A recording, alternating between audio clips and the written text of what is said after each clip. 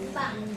And then, as you can see, with the use of the capacitor, okay, at the start, it will be charged. And then afterwards, after it was charged, okay, it becomes a source. Correct? Source, once it is charged. Okay. Kasi it is trying to discharge. Yung naipon niya na electrons kasi, gusto niya ibalik sa circuit. Kaya lang, during this half cycle, or negative half cycle, okay, is the diode cannot be closed kasi negative with respect to the P material. So, in other words, okay, unless na maglalagay ka dito, okay, normally ang nangyayari dyan is, meron kang nakalagay dyan na resistor class. Dito magdi-discharge, actually. Dito dadaan yung current flow. Kaya lang, with the case of a capacitor, no? Sa capacitor yan, kaya lang magdi-discharge yan, kaya lang sa bilis ng nagdi-discharge pa lang siya, tapos mag-charge ulit. Okay? As if hindi na siya nagdi-discharge. You remember in your, iba pagka nakasaksak yung, anong tawag yun, yung charger nyo, hindi ba? Yung adapter nyo? Sa battery, hindi ba?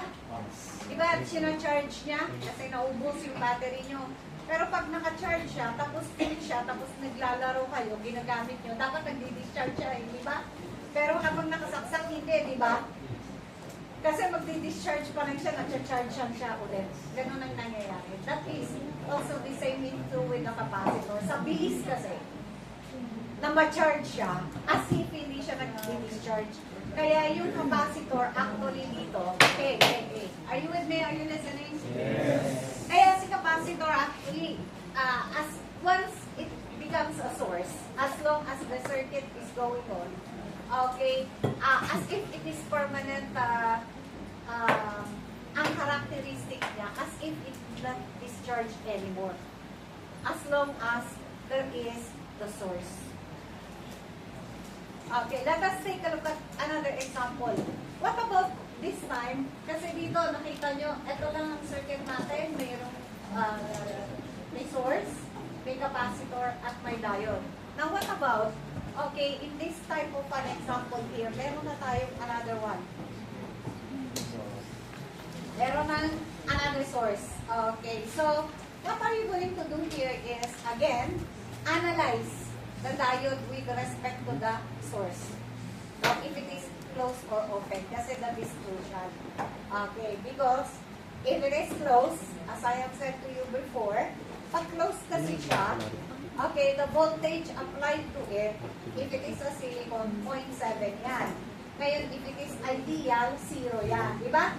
But if it is a germanium, 0.3 yan. Remember that in the exam. Okay, so if we have this one here, class, therefore, okay, if you try to notice this one, your source here, VI in this case, or V1, V1 in this case is the same as this one. Okay? I call it VS, pero in this case it is called VI. Pero the same thing. It is 10 volts, positive, and it is constant. Every half cycle, it is constant at 10 volts. Kaya lang positive and then negative. So, at the positive half cycle, in other words, it is constant at 10 volts. Constant ngayon ito. So, in other words, okay, positive with respect to the P material, it will close the diode, of course. Correct? What about the other one? We have another source here, and it is constant. Constant, consistent siya kasi hindi siya nagpapalit ng polarity. Ito naman, constant, pero nagpapalit ng polarity. Get that? Okay, so, with respect to this one, okay, hindi nagpapalit ng polarity is your positive here is connected to the N. So, would it close or open the diode?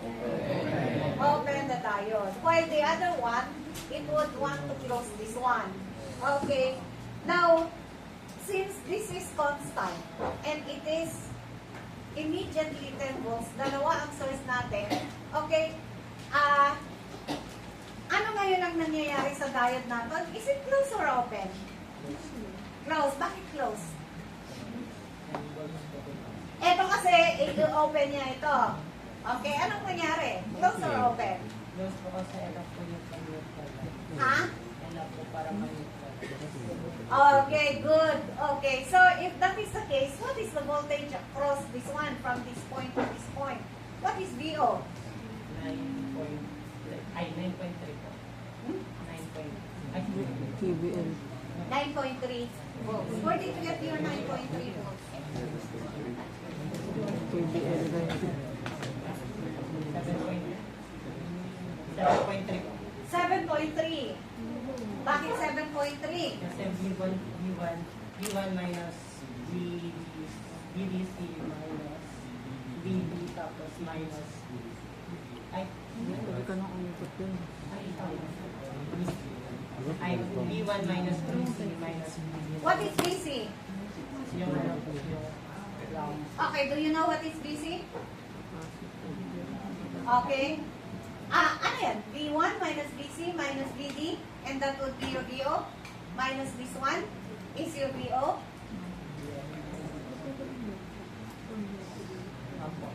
Ha?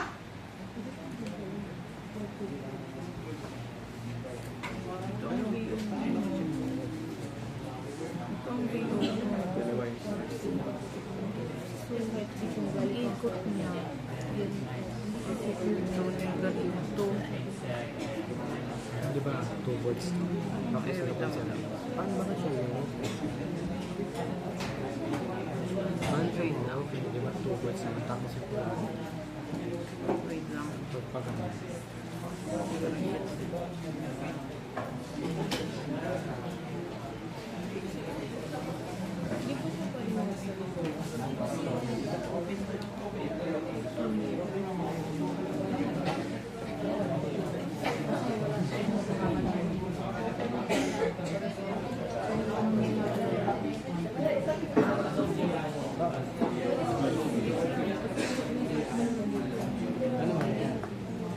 Pag Asan ang mga second year dyan? Ba't nandiyan kayo sa likod? Sino ang second year dyan? Meron ba sa likod? Oh, ba't nandiyan kayo? Halika, ano ang VO? Anong VO? Next time, dito kayo umupo, ha? Alam niyo ba kung anong VO? What is VO?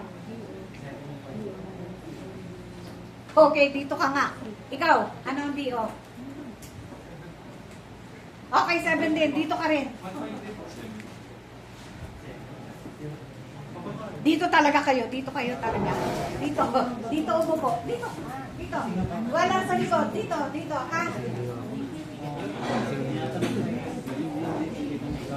Naghanap ka na po mag-ising dito. Ano po?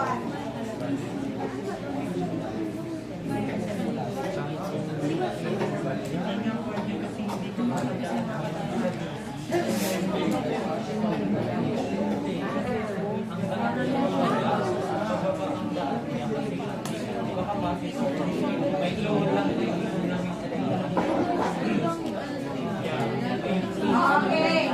Here. Hey. Oh, huwag na magkunya-kunya yan. Listen here.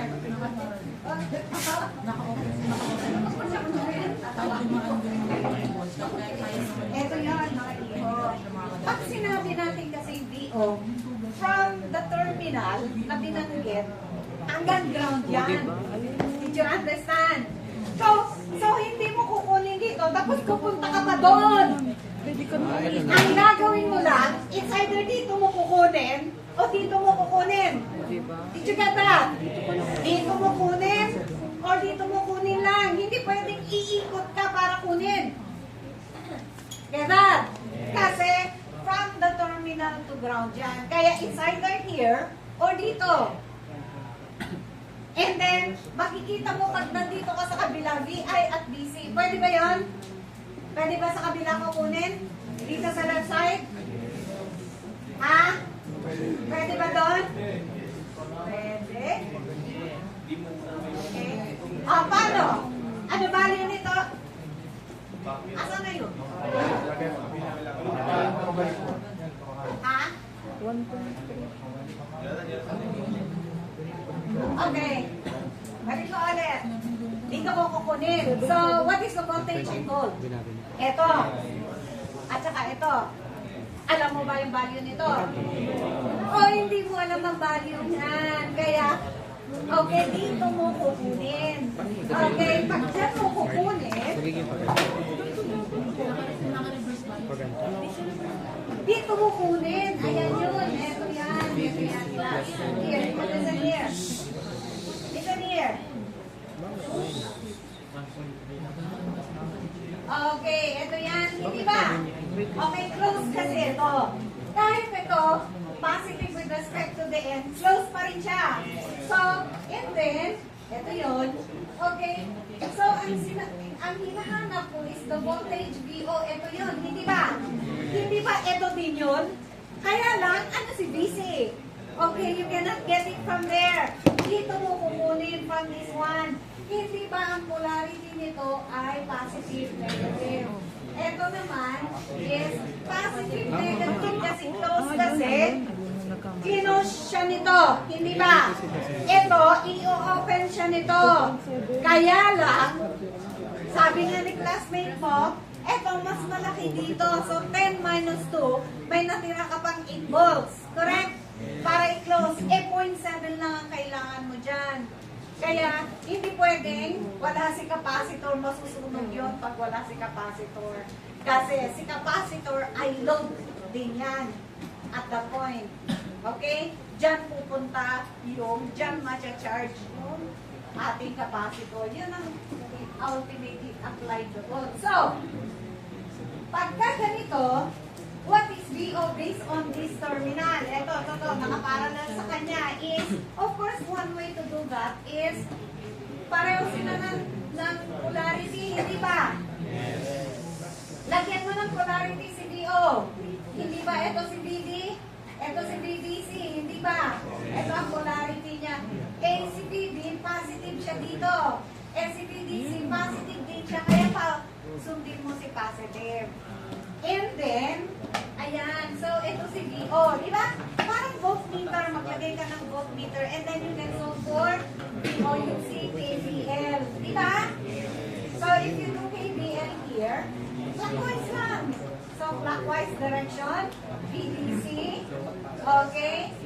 So plus VD, beginning reference, Minus ikot VO. ako, minus VO is equal to 0. So VO is equal to VDC plus VD. Hindi ba ito ay 2 volts na? Yes. Hindi ba ito ay silicon kaya ito ay 0.7 kaya ito ay 2.7 volts. Okay?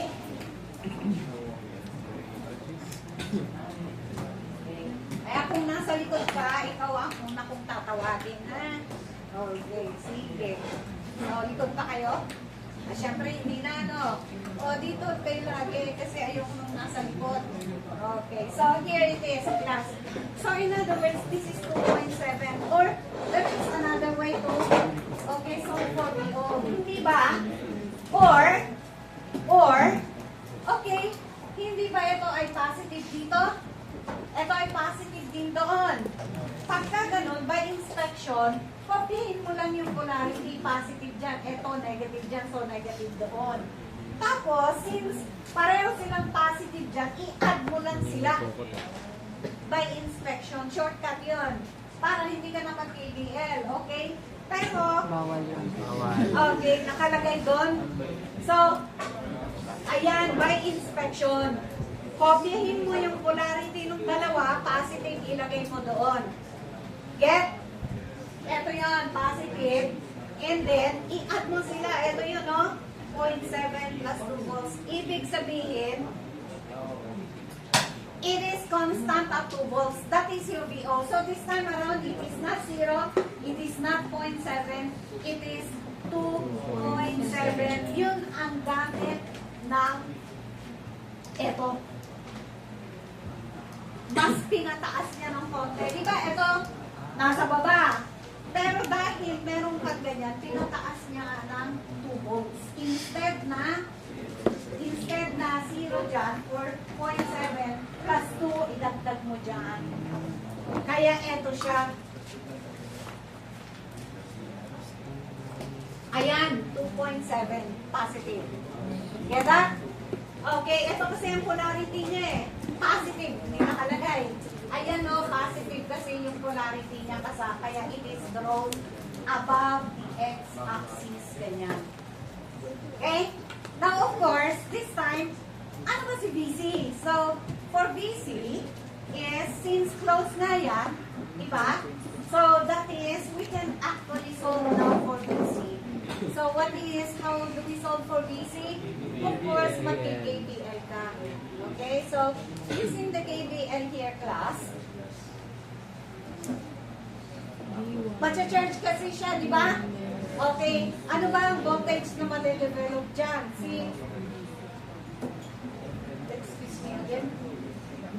So, mag-KVL ka lang para malaman mo kung ano ang voltage na na-develop dyan, di ba?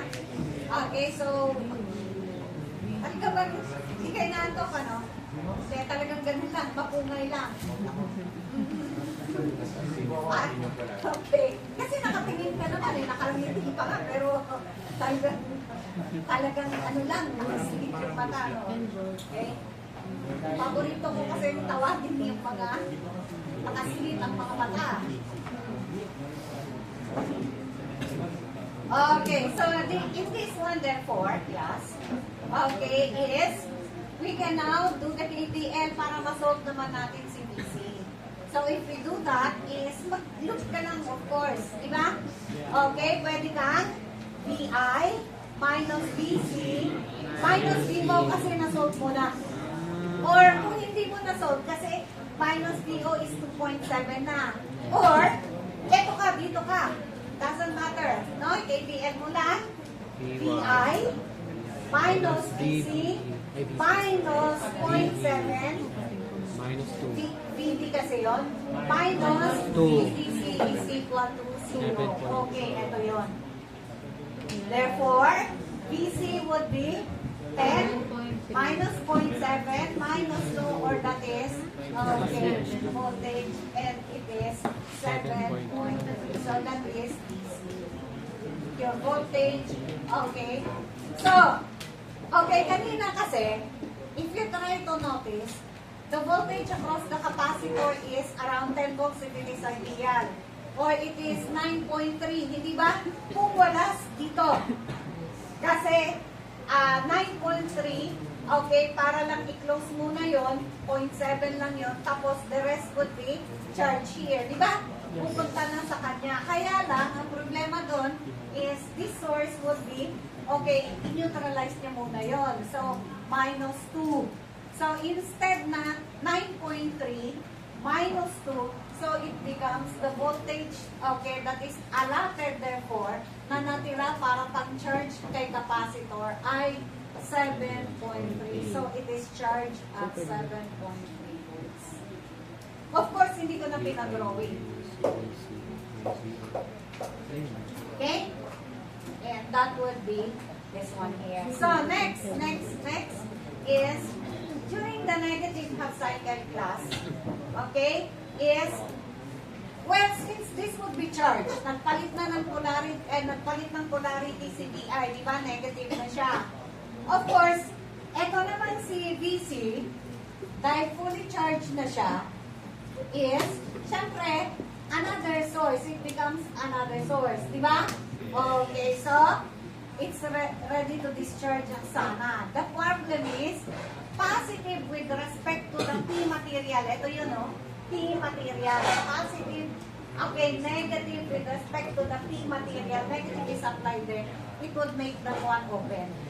Correct? While this one, negative with respect to the P material also. Ito yun eh, P material. Ayun yun, no? Okay?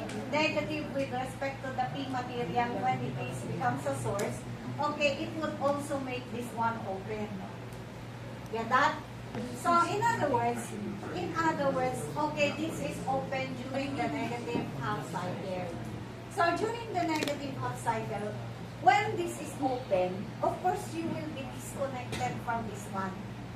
Wala, hindi mo pwedeng kunin dito kasi open yan, disconnected ka dyan. So, VO, okay, is pwede mo lang kunin dito. Did you get that? Okay? So, VD will therefore be equal to, oh, by the way, what is VD? If I ask you what is VD? It doesn't have a, paano mo kukunin si VD? During the negative half cycle pala, hindi ko na ilagay. Pag KBM lang kayo, iho, ha? Do not forget that during exam. KBM lang. Kasi hindi ko pala nailagay. Okay? KBL. Okay. So, VO. Okay. So, in other words, negative with respect to this one, this is open. Negative with respect to this one, this is open. So, do not get your VO from here. Instead, sa left side mo siya pwedeng kunin. And that becomes another source. So, okay, all you have to do here to get VO would be, okay, lagyan mo muna ng polarity. What is the polarity? Negative yun kasi negative yung dalawang ito. Negative dalawang yan. Get that? So, you can have it here. Negative 10 volts minus 7.3 plus VO is equal to 0. So, therefore, VO in this point is 10 plus 7.3 or that is 17.3.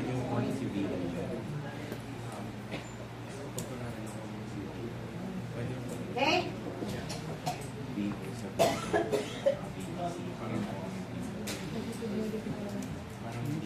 Okay. So, ganito magiging itsura niya, class. During the positive half cycle, 2.7. Tapos, during the negative half cycle, bakit sa baba ko drawing? Kasi negative na, nagpalit ng polarity. Diba? So, negative 17.3 na yun siya. So, in other words, if you try to notice, medyo mas mataas siya kaysa dito by 2 volts. That is the purpose of using the 2 volts. But, if you try to notice this one, hey, the peak to peak of this one is 20, hindi ba? Kaya pagka tinignan mo din naman yung peak to peak dito at saka dito, 2.7 plus 17.3 would still be 20 volts. Okay? Question?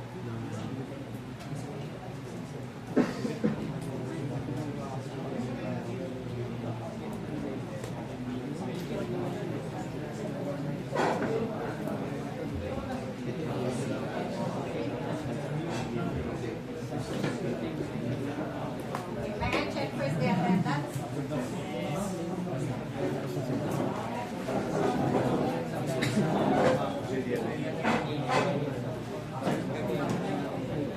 Yes.